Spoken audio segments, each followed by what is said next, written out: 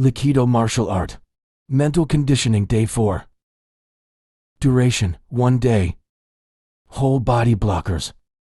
For today's lesson we will be learning the different body parts we have that we can use to block our opponent's attacks. But first of all, let's talk about the best option first, which is the avoidance, where we avoid our opponent's attacks. Why this is the best option, you may ask? Simple, because when we avoid, we don't receive any impact force from our opponent's attacks, thus giving us no injury. So the best option is always avoid.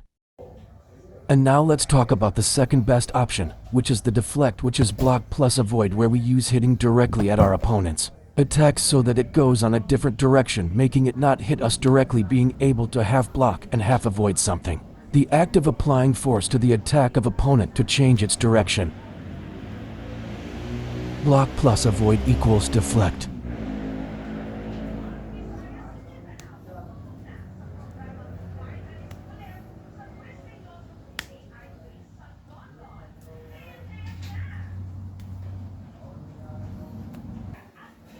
And finally the last one, and for me the one that should really be the last, which is the block. Why, you may ask, this is the worst option?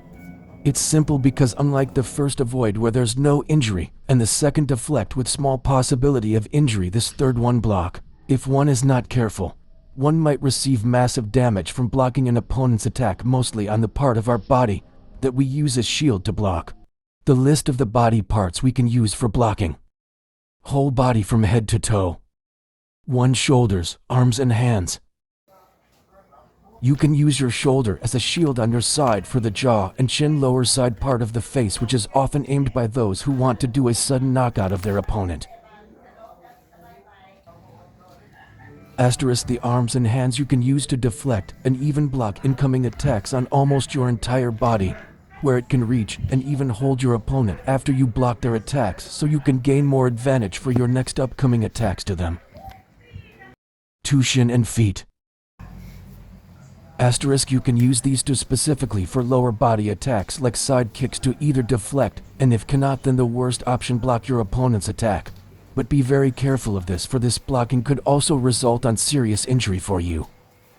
Note: a good rule to remember when blocking is using your strength against your opponent's weakness, or using your heart against your opponent's soft.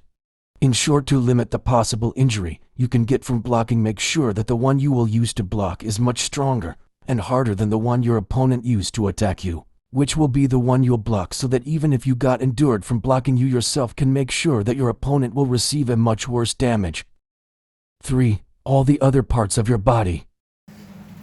In a real kill or be killed situation, you must learn to use everything on your advantage, even all your body parts, to deflect and block your opponent's attack. For this is the essence of Likido Martial Art, the ability to adapt on whatever circumstances and condition one is.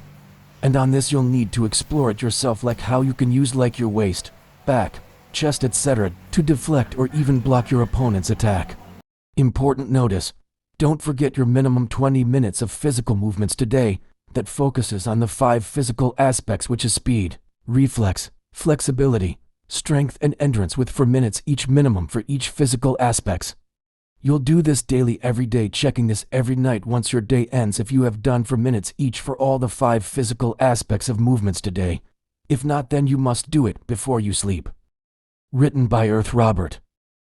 This video is made possible by the sponsor below, Quincy Wilson.